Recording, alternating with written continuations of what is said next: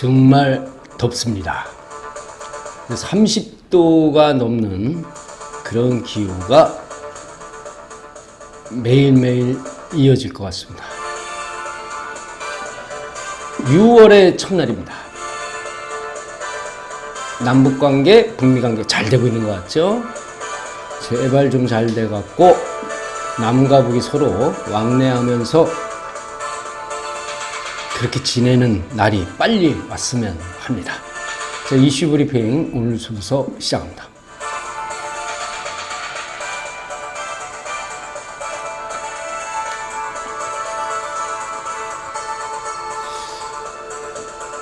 (6월 1일) 전날부터 6.13 지방선거 공식 선거 운동이 시작됐습니다.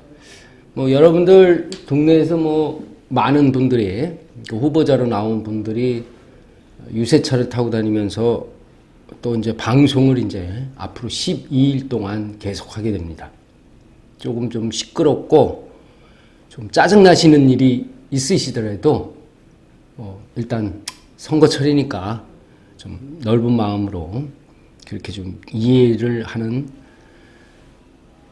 사실은 이해 못 하시는 분들도 많죠. 그런데 좀 이해를 좀 어떻게 넓은 아량으로 하는 것도 나쁘지 않을까 생각합니다.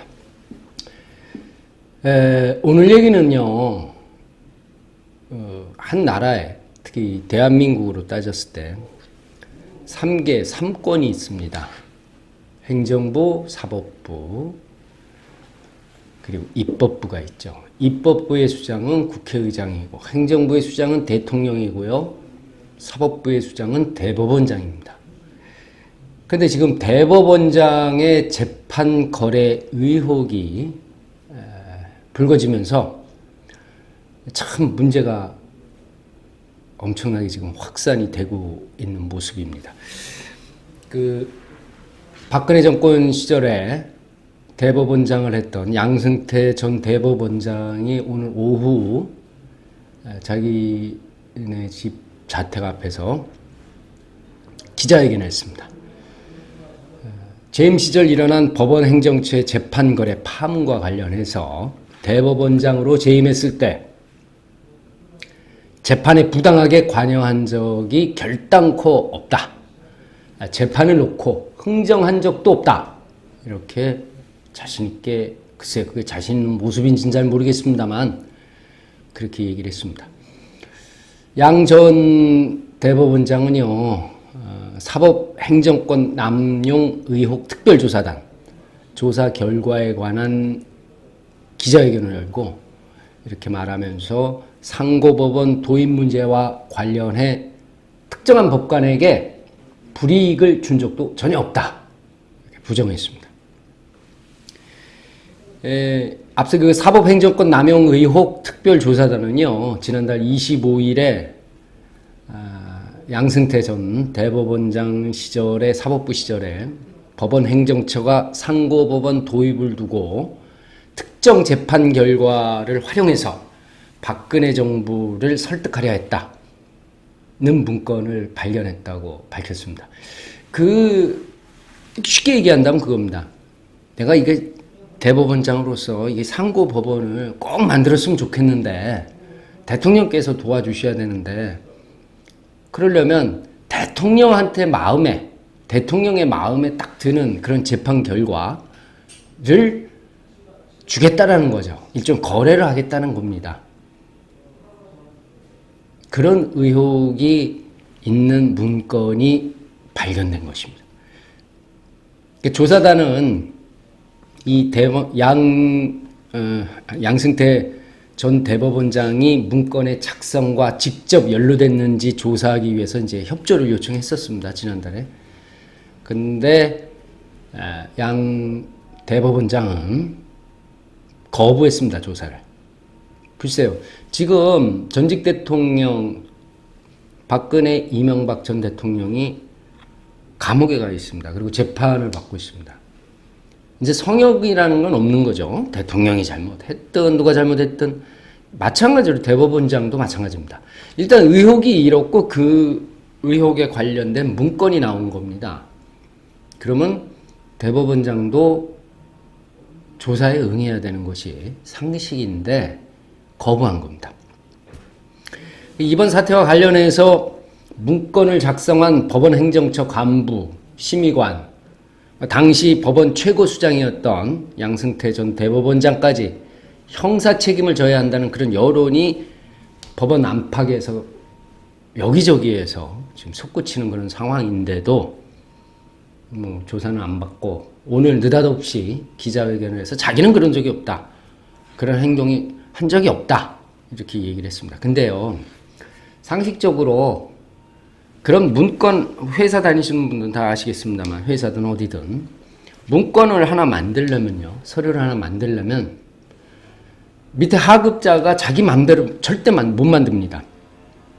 뭐 하나 아이템이라든지 아이디어를 해갖고 새로운 걸 하나 이렇게 했으면 좋겠습니다라는 의견을 제시하는 건 있을 수 있어도 이러이러한 시나리오를 딱 만들어서 한다는 것은 위에 사람의 눈치를 보지 않고서는 절대 일어나지 않는 그런 상황이라고 생각이 됩니다. 뭐 대법원도 마찬가지겠죠.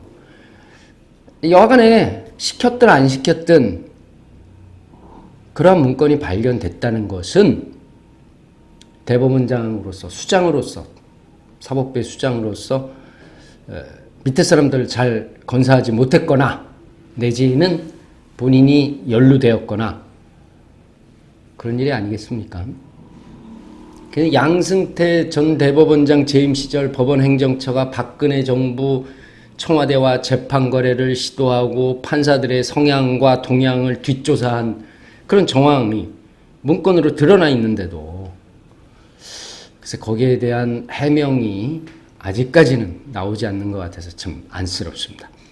이제 그 김명수 대법원장은요, 국민에게 지난달 말일 5월 31일에 대국민 사과를 했습니다. 담화문을 발표했죠. 그리고 앞으로 제도 개선에 나서겠다고 밝혔는데 더불어서 검찰에 고발 또한 수사 의뢰할 것인지에 대해서도 일단 판사들의 의견, 또 법원 안팎의 의견을 받아들여서 최종 결정을 하겠다고 그렇게 담화문을 발표했습니다. 심한 충격과 실망감을 느꼈을 국민 여러분께 사법행정권 남용이 자생된 시기에 법원에 몸담은 한 명의 법관으로서 참회하고 사법부를 대표해 진심으로 사과한다. 이렇게 밝혔었죠. 글쎄, 김명수 대법원장의 잘못은 절대 아닙니다. 지난 대법원장의 그 잘못이든 실수든 있었기 때문에 그러한 문건이 생겼고 그러한 의혹이 있었기 때문에 지금 사법부의 수장으로서 책임을 좀 통감한다는 그런 차원에서 대국민 담화를 발표하고 사과를 한 것이지 김 대법원장에 대해서 국민들은 아직 신뢰를 하고 있다는 것을 본인도 생각을 하셨으면 하는 바람입니다. 조사 결과를 접해놓고 김명수 대법원장 본인도 비참한 심정을 느꼈고 국민들의 질책을 사법부 혁신의 새로운 계기로 삼고 관련자들에 대한 엄정한 징계, 신속히 집행할 것이며 조사 자료 등 의혹 해소를 위해서 필요한 부분의 공개에도 적극 검토하겠다고 이렇게 밝혔습니다. 조사 수단이나 권한 등의 제약으로 조사 결과에 한계가 있었고 모든 의혹이 완전히 규명되지 않았다는 평가가 있는 것도 알고 있다. 그러나 최종 판단을 담당하는 대법원이 형사 조치를 하는 것은 신중할 수밖에 없다. 이것도 사실이다. 이렇게 얘기했습니다. 물론 힘드실 겁니다. 전 대법원장이 시절에 있었던 그러한 것들을 후임 대법원장이 참 처리한다는 것도 쉽지는 않을 겁니다. 여간에 김명수 대법원장의 이날 담화 내용으로 본다면 대법원은 6월 중순 이제 6.13 지방선거가 끝난 후에 관련자들에 대한 이제 형사 조치에 착수할 것으로 전망이 되고 있습니다. 이 전국 법원 간담회, 사법발전위원회, 전국 법관 대표회의 이런 것들이 이제 줄줄이 기다리고 있습니다.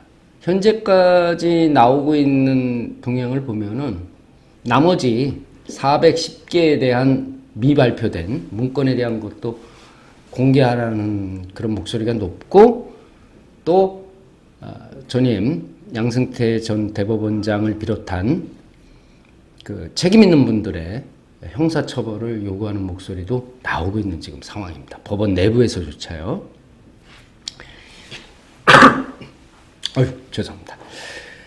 따라서 김명수 대법원장의 그런 의지와 또 법원 내부자들, 법관들의 그런 자정 노력이 병행이 된다면 이번 대한민국 사법부 사상 최대의 사법 파동으로는 번지지 않지 않을까라는 그런 기대를 좀 하고 있습니다.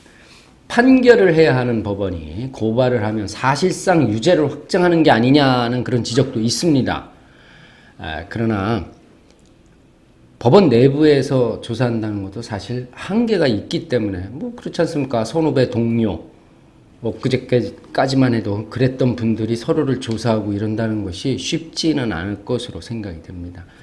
예우상 대법원이요, 양승태 전 대법원장을 직접 고발 또는 수사 의뢰하지 않는다고 하더라도 당시의 법원 행정처 관계자 수사 진행에 따라서 사법행정 최종 책임자인 양승태 전 대법원장이 직접 수사 대상이 되는 것은 사실 불가피해 보입니다.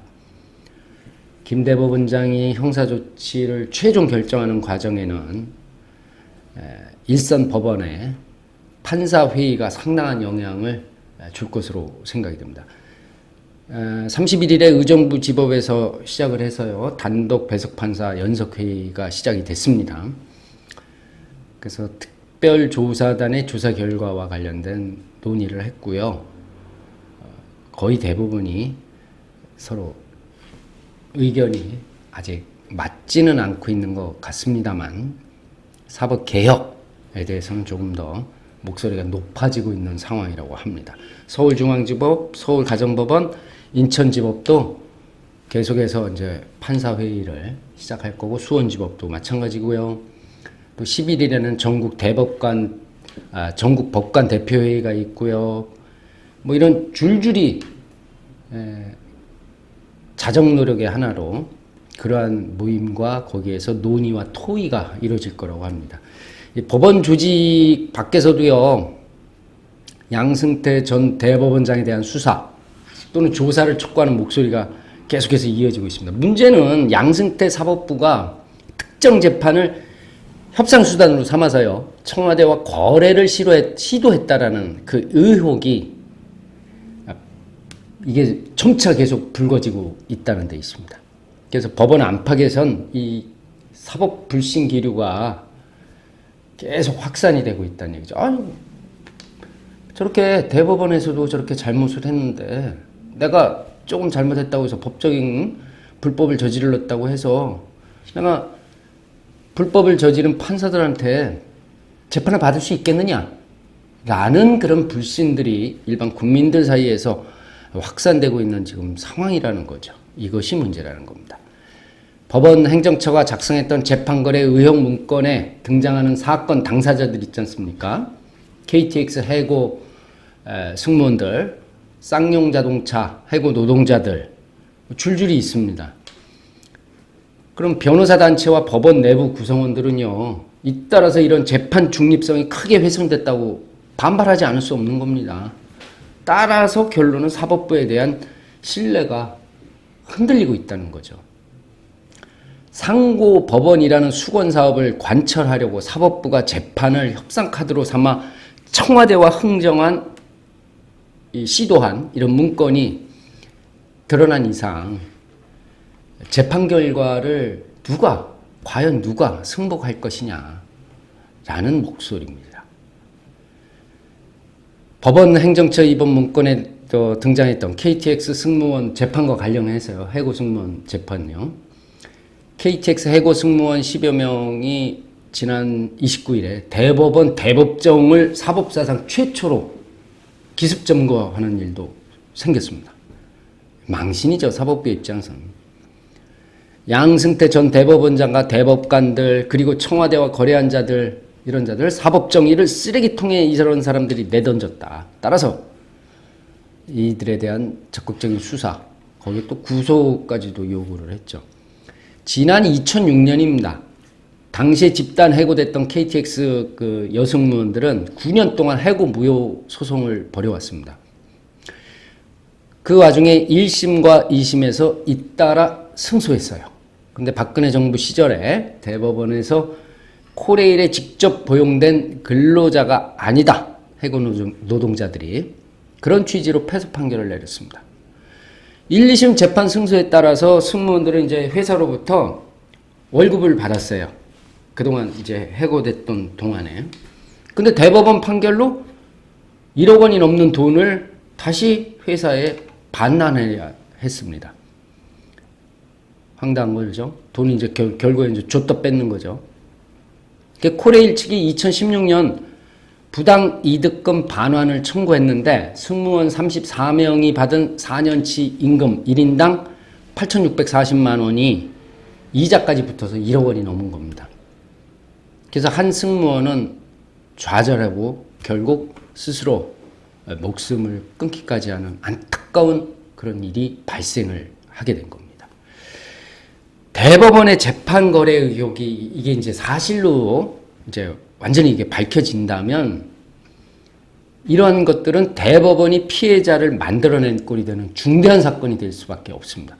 사법사상 가장 망신스럽고 가장 치욕적인 일이 될 수도 있다는 얘기입니다. 해고 승무원들은 지금 이제 직권 재심 청구를 요청하고 있는데 안타깝게도 직권 재심이라는 것이 가능해 보이지는 않는 것 같습니다. 왜냐하면 민사에서는요 직권 재심이 없습니다. 형사 판결에서는 직권 재심이 주로 검사가 피고인의 이익을 위해서 재심 청구하는 걸 보통 직권 재심이라고 하는데 예를 들면 뭐 5.18 관련된 법 같은 데서 이제 뭐 이전에 형사 판결을 받았던 사람들이 있지 않습니까? 내지는 뭐 긴급조치 박정희 시절에 대통령 시절에 긴급조치 위반 사건 뭐 이런 억울한 사람들에 대해서는 그런 재심 청구가 이루어져 갖고 구제를 받는 일이 있었습니다. 또 많이 있고요, 지금도. 근데 민사는요, 내가, 당사자가 소송인이기 때문입니다. 그래서 일반 노동과 관련된 소송이랄지 그 행정과 관련된 소송에서도 이게 마찬가지인데, 결국 내가 직권적으로 대법원이랄지 이제 아니면 검사가 이걸 재심 청구해서 하는 경우가 사실상 없다라고 볼 수가 있는 것입니다. 결국 KTX 해고 승무원들은 그 재심 청구가 현재 법상으로는 상당히 어렵지 않을까 안타까운 마음이 들 수밖에 없습니다. 그리고 거래를 했다고 하는데 지금 그 나온 문건상이요 재판 거래 마치 거래한 것처럼 나와는 있지만 판결에 이게 어떻게 영향을 미쳤는가에 대해서 구체적으로 나온 것이 없단 말입니다. 아직까지는. 만약 이 상황에서 더 이상 뭐 판결에 영향을 미쳤다라는 그런 문건이나 증거가 나오지 않는 이상 사실은 이분들에 대한 보상이나 이런 것은 법적으로는 조금 힘들다고 할 수밖에 없습니다. 그런데 해결 방법은 있죠. 해결 방법은 결국은 KTX, 코레일에, KTX에서 차원에서 그 대승적인 결단 내려서, 법하고는 상관없이 해결을 하는 그런 방법. 그것은 아마 국민의 여론에 의해서 좌우되지 않을까 생각이 됩니다. 또 이외에도 많이 있죠. 뭐, 쌍용차 노동자 부당해고, 키코 공동대책위원회, 반값 등록금 운동본부, 이석기 의원 내란 통진당 내란 음모 사건, 한국전쟁 전후 민간인 희생자 전국 유족회, 긴급조치 피해자 모임 등이 그 피해자 단체 명단에 이름을 현재 올리고 있고 또 이쪽에서 계속 고발을 지금 하고 있는 상황입니다. 그래서 양승태 전 대법원장과 거기에 관련된 현재 관련된 법관 행정처 직원들, 심의관 뭐 이런 사람들에 대한 고발이 현재 10개가 넘는 걸로 10여 건이 넘는 걸로 지금 나와 있습니다. 앞으로도 계속 늘어날 가능성도 높습니다. 어떠한 또 그 현재 공개되지 않은 미공개 파일 410개에 과연 어떤 것이 들어가 있느냐에 따라서 고발 고소가 더 늘어날 가능성도 있다는 얘기입니다. 대한민국 사상 초유의 이런 일은 아마 처음이라고 합니다. 사법부가 행정부에 수장하고 재판에 이러이러한 재판에 대해서 이렇게 재판을 할 테니 우리 상고법원 만들어 주시오. 라는 의혹, 현재까지는 의혹이 있는 이 사건. 이 의혹이 사실로 밝혀진다면 대한민국 사법부는 치욕을 면치 못할 것으로 생각이 됩니다.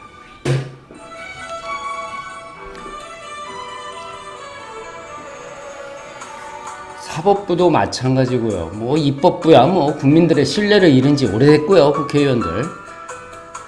모든 부서에 있는 법과 행정과 또 입법을 다루는 사람들이 국민들한테 신뢰를 잃으면 과연 그 나라가 잘 운영이 되겠습니까? 또 지금 중차대한 그런 일들이 지금 벌어지고 있습니다. 미국과 북한 그리고 우리나라와 북한 한반도를 둘러싼 아주 중차대한 일들이 지금 벌어지고 있는 상황에서 이러한 문제들이 또 불거졌다는 것 참으로 안타깝습니다. 하지만 지나간 것 잘못된 것을 고치면서 힘들더라도 가는 것이 또 밝혀내서 그 진실을 밝혀내서 앞으로의 이런 일이 일어나지 않도록 밝히는 것이 현재 우리들의 몫이 아닌가 생각합니다. 자, 이슈 브리핑 오늘 순서는 여기까지입니다.